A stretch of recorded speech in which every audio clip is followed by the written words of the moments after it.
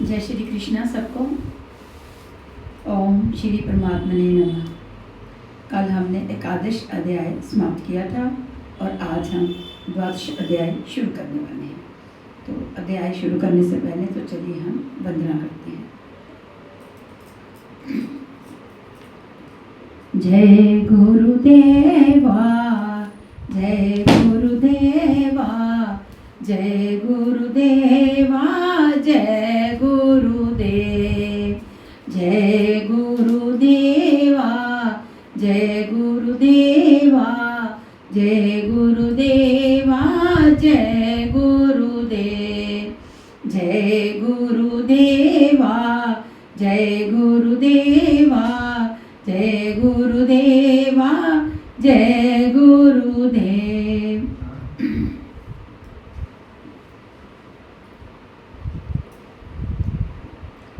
तो एकादश अध्याय के अंत में श्री कृष्ण जी ने बार बार बल दिया कि अर्जुन, मेरा ये स्वरूप जिसे तूने देखा तेरे सिवाय ना पहले कभी देखा गया और ना भविष्य में कोई देख सकेगा।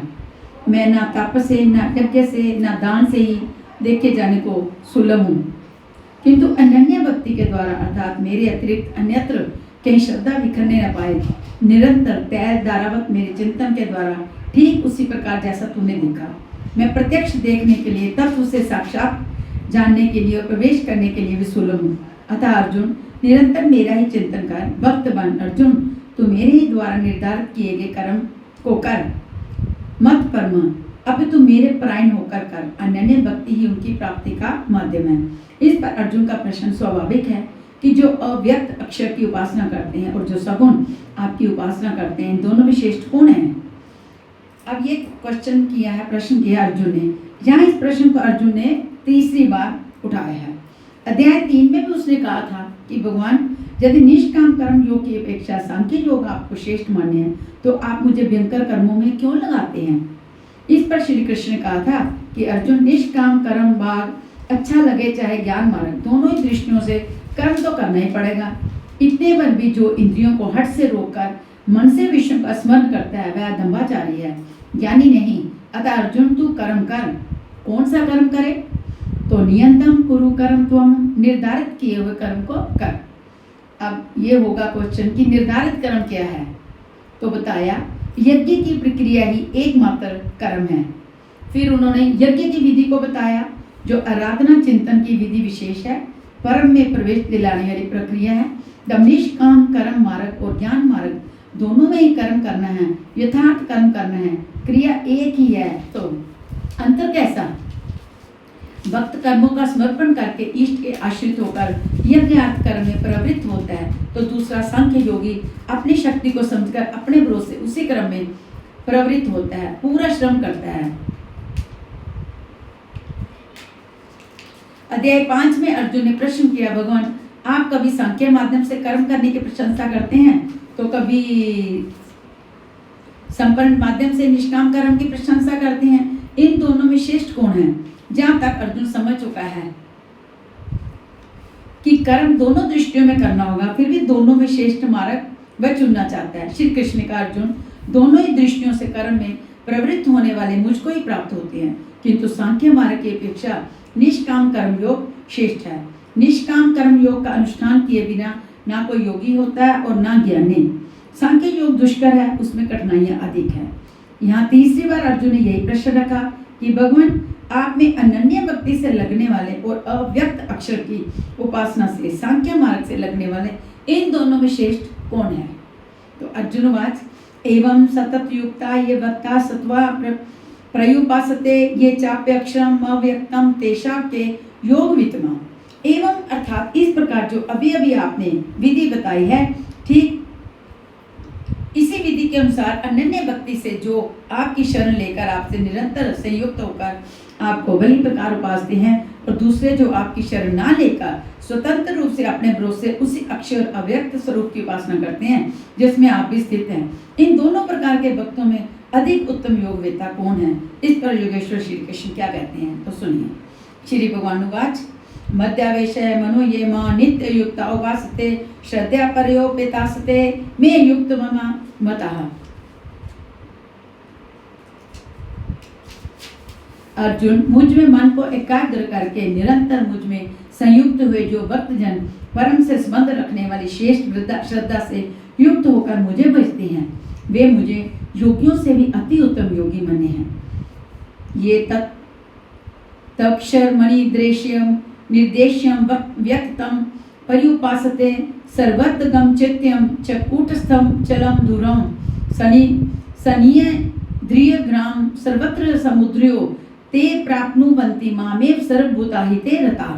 जो पुरुष इंद्रियों का समुदाय को भली प्रकार संयत करके मन बुद्धि के चिंतन से अत्यंत परे सर्वव्यापी अकथनीय स्वरूप सदा एक रस रहने वाले नित्य अचल अव्यक्त आकार रहित और अविनाशी ब्रह्म की उपासना करते हैं, संपूर्ण भूतों के हित में लगे हुए और सब में समान भाव वाले वे योगी भी मुझे प्राप्त होते हैं। ब्रह्मा के उपयुक्त विशेषण मुझसे मित्र भिन्न नहीं है, किंतु कलेशो अधिकतर तेषा व्यक्ता सत्य चेतसाम अव्यक्ता ही गतिर दुखम देह विधि वाप्यते।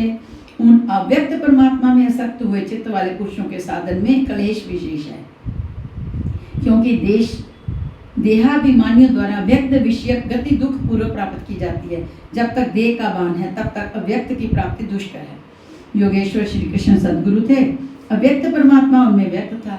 वे कहते हैं कि महापुरुष की शरण न लेकर जो साधक अपनी शक्ति समझते हुए आगे बढ़ता है कि मैं इस अवस्था में हूँ, आगे इस अवस्था में जाऊंगा, मैं अपने ही व्यक्त स्वरूप को प्राप्त होऊंगा, वह मेरा ही रूप होगा, मैं वही हूँ, इस प्रकार सोचते प्राप्ति की प्रतीक्षा न करके अपने शरीर को ही सो अहम करने लगता है। यही इस मार्ग की सबसे बड़ी बात है। वह दुखालयम अशातम में ही घूम घूम कर फिर कर खड़ा हो जाता है, किंतु जो मेरी शरण लेकर चलता है वह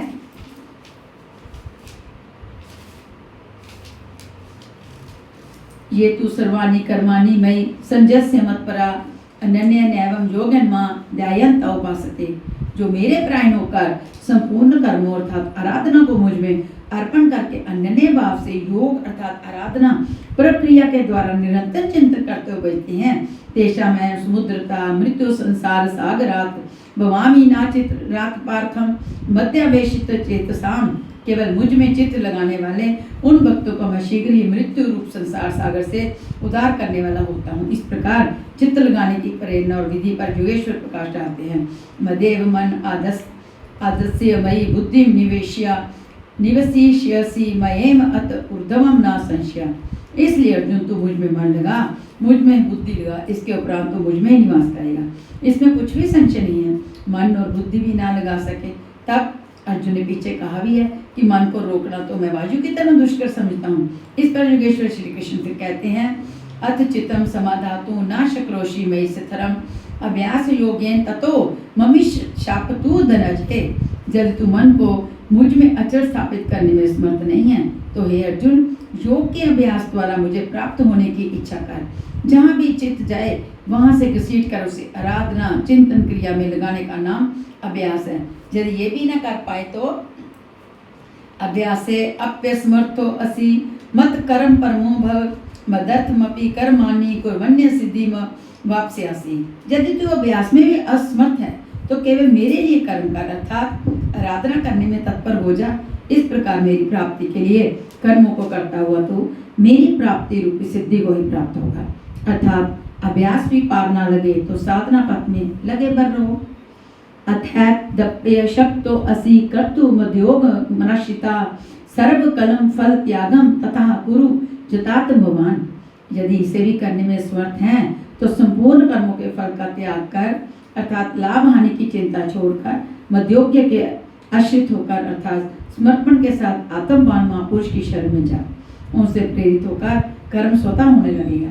समर्पण के साथ कर्म फल के त्याग का महत्व बताते हुए योगेश्वर श्री कृष्ण कहते हैं शियो ही ज्ञानमया साजनया ना ध्यानम विशिष्यते ध्यान कर्म फल त्याग सत्यागाचनिति नंतरम। केवल चित्त को रोकने के अभ्यास से ज्ञान मार्ग से कर्म में प्रवृत्त होना श्रेष्ठ है। ज्ञान मार्ग से कर्म को कार्य रूप देने की अपेक्षा ध्यान श्रेष्ठ है, क्योंकि ध्यान में इष्ट रहता ही है। ध्यान से भी संपूर्ण कर्मों के फल का त्याग श्रेष्ठ है। क्योंकि इष्ट के प्रति समर्पण के साथ ही योग पर दृष्टि रखते हुए कर्म फल का त्याग करने से उसके योगक्षेम की जिम्मेदारी इष्ट की हो जाती है। इसलिए इस त्याग से वह तत्काल ही परम शांति को प्राप्त हो जाता है। अभी तक योगेश्वर श्री कृष्ण ने बताया कि अव्यक्त की उपासना करने वाले ज्ञान मार्गी से समर्पण के साथ कर्म करने वाला निष्काम कर्म योगी श्रेष्ठ है। दोनों एक ही कर्म करते हैं, किंतु ज्ञान मार्गी के पथ में व्यवधान अधिक है। उसके लाभ हानि की जिम्मेदारी स्वयं पर रहती है, जबकि समर्पित भक्त की जिम्मेदारी महापुरुष पर होती है। इसलिए वह कर्म फल त्याग द्वारा शीघ्र ही शांति को प्राप्त होता है। अब शांति प्राप्त पुरुष के लक्षण बताते हैं। अद्वेष्टा सर्वभूतानां मैत्रा करुण एवं च निर्ममो निरंकार समुद्र खसुखा क्षमी। इस प्रकार शांति को प्राप्त हुआ जो पुरुष सब भूतों में द्वेष भाव से रहित, सबका प्रेमी और हेतु रहित दयालु है और जो ममता से रहित, अहंकार से रहित, सुख दुख की प्राप्ति में सम तथा क्षमावान है। संतुष्टा सतन योगी यथात्मा दृढ़ निश्चय मध्य पितन मनोबुद्धियों मदक्तस में प्रिया। जो निरंतर योग की प्रकाष्ठा से संयुक्त है, लाभ तथा हानि में संतुष्ट है, मन तथा इंद्रियों से शरीर को वश में किए हुए, दृढ़ निश्चय वाला है, वह मुझ में अर्पित मन बुद्धि वाला मेरा भक्त मुझे प्रिय है। यस्मान्नुदिजते लोको नुदिजते च या हर्षामर्ष व्यो द्वेग मुक्तो या सच में प्रिया। जिससे कोई भी जीव उद्वेग को प्राप्त नहीं होता और जो स्वयं भी किसी जीव से उद्विग्न नहीं होता एवं हर्ष संताप भय और समस्त विक्षोभों से मुक्त है, वह भक्त मुझे प्रिय है।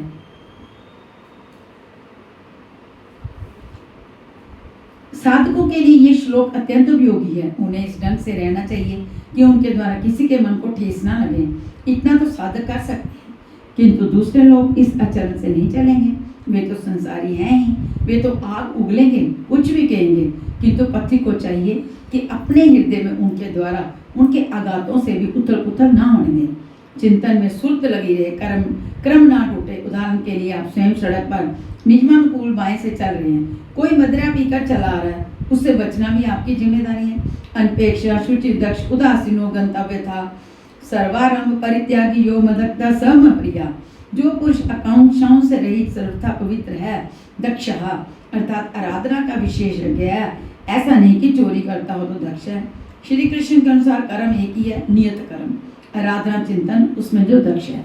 जो पक्ष विपक्ष से परे है, दुखों से मुक्त है, सभी आरंभों का त्यागी, वह मेरा भक्त मुझे बहुत ही प्रिय है। करने योग्य कोई क्रिया उसके द्वारा आरंभ होने के लिए शेष नहीं रहती है।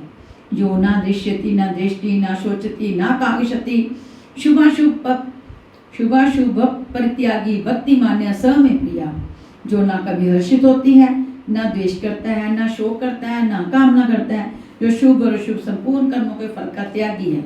यहाँ कोई शुभ विलग नहीं, अशुभ विशेष नहीं है।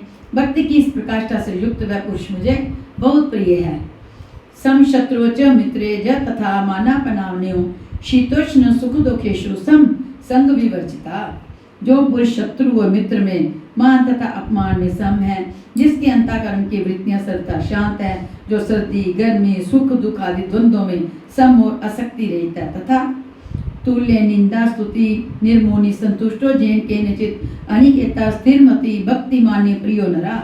जो निंदा तथा स्तुति को समान समझने वाला है, मननशीलता की चरम सीमा पर पहुंचकर जिसकी मन सहित इंद्रियां शांत हो चुकी हैं, जिस किसी प्रकार शरीर निर्वाह होने में जो सदैव संतुष्ट है, जो अपने निवास स्थान में ममता से रहित है, भक्ति की प्रकाष्ठा पर पहुंचा हुआ, वह स्थिर बुद्धि वाला पुरुष जो है वो मुझे बहुत प्रिय है।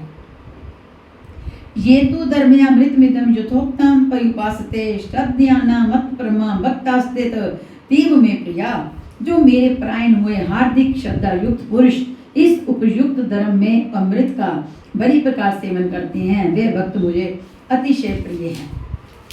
निष्कर्ष, गत अध्याय के अंत में योगेश्वर श्री कृष्ण ने कहा कि अर्जुन, तेरे सिवाय ना कोई पाया है ना पा सकेगा। जैसा तूने देखा, किंतु अनन्य भक्ति अथवा अनुराग से जो पीता है, वह इसी प्रकार मुझे देख सकता है, तत्व के साथ मुझे जान सकता है और मुझ में प्रवेश भी पा सकता है। अर्थात परमात्मा ऐसी सत्ता है जिसको पाया जाता है। अतः अर्जुन भक्त बन। अर्जुन ने इस अध्याय में फिर से एक प्रश्न किया कि भगवान, अनन्य भाव से जो आपका चिंतन करते हैं, और दूसरे वे जो अक्षर अव्यक्त की उपासना करते हैं, इन दोनों में उत्तम योग्यता कौन है?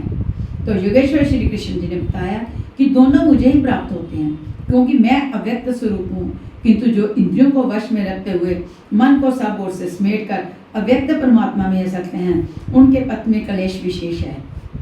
जब तक देह का अभ्यास बाण है, तब तक अव्यक्त स्वरूप की प्राप्ति दुखपूर्ण है, क्योंकि अव्यक्त स्वरूप तो चित्त के निरोध और विलय काल में मिलेगा। उसके पूर्व उसका शरीर ही बीच में वादक बन जाता है। मैं हूँ, मुझे पाना है कहते कहते अपने शरीर की ओर घूम जाता है।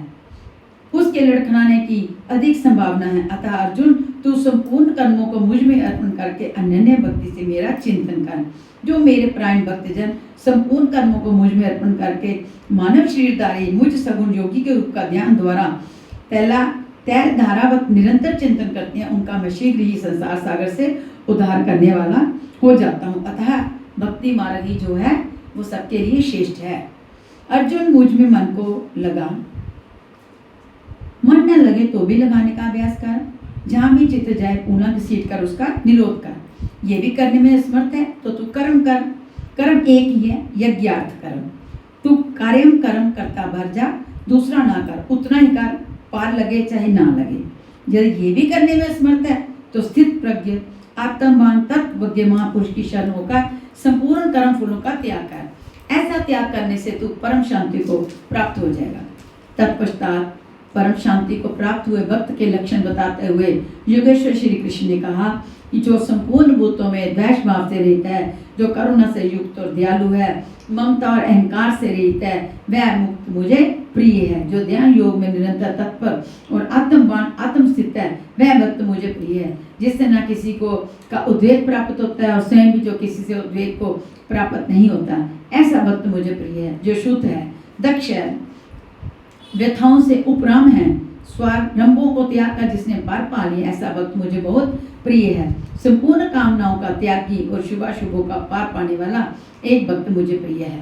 जो निंदा और स्तुति में समान और मौन है, मन सहित जिसकी इंद्रियां शांत और मौन है, जो किसी भी प्रकार शरीर निर्वाह में संतुष्ट और रहने के स्थान में ममता से रहित है, शरीर रक्षा में भी जिसकी आसक्ति नहीं, ऐसा स्थित प्रज्ञ भक्तिमान पुरुष मुझे प्रिय है।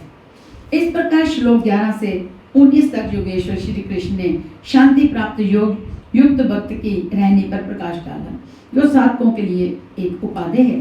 अंत में निर्णय देते हुए उन्होंने कहा, अर्जुन, जो मेरे प्राण हुए अनन्य श्रद्धा से युक्त पुरुष इस ऊपर कहे हुए धर्म में अमृत को निष्काम भाव से भली प्रकार आचरण में डालते हैं, वे भक्त मुझे अतिशय प्रिय हैं। अतः समर्पण के साथ इस कर्म में प्रवृत्त होना श्रेयतर है, क्योंकि उससे हानि लाभ की जिम्मेदारी वह इष्ट सदगुरु अर्थात भगवान अपने ऊपर ले लेते हैं। यहाँ श्री कृष्ण ने स्वरूपस्थ महापुरुष के लक्षण बताए, उनकी शरण में जाने को कहा और अंत में अपनी शरण में आने की प्रेरणा देकर उन महापुरुष को अपने समक्ष घोषित किया। श्री कृष्ण योगेश्वर थे, महात्मा थे। इस अध्याय में भक्ति को श्रेष्ठ बताया गया, अतः इस अध्याय का नामकरण भक्ति योग युक्ति संगत है। इस अध्याय में भक्ति को श्रेष्ठ बताया गया, अतः इस अध्याय का नामकरण भक्ति योग युक्ति संगत है। ओम तत्सिद्धति श्रीमद्भगवद गीता सोपनिषत्सु ब्रह्म विद्याया योग शास्त्रे श्री कृष्ण अर्जुन संवादे भक्ति योगो नाम 12वां अध्याय। इस प्रकार श्रीमद्भगवद गीता रूपी उपनिषद एवं ब्रह्म विद्या तथा योग शास्त्र विषयक श्री कृष्ण और अर्जुन के संवाद में भक्ति योग नामक 12वां अध्याय पूर्ण होता है। इति श्रीमद् परमहंस परमानंदस्य शिष्य स्वामी अड़गड़ानंद कृते श्रीमद्भगवद गीताया यथार्थ गीता भाष्य भक्ति योगो नाम 12वां अध्याय। इस प्रकार श्रीमद् परमहंस परमानंद जी के शिष्य स्वामी अड़गड़ानंद कृत श्रीमद्भगवद गीता के भाष्य यथार्थ गीता में भक्ति योग नामक 12वां अध्याय पूर्ण होता है। ओम हरि ओम तत्सत।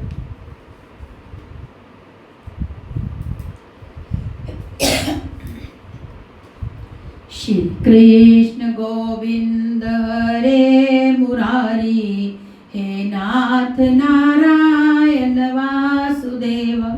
श्री कृष्ण गोविंद हरे मुरारी, हे नाथ नारायण वासुदेव। श्री कृष्ण गोविंद हरे मुरारी, हे नाथ नारायण वासुदेव।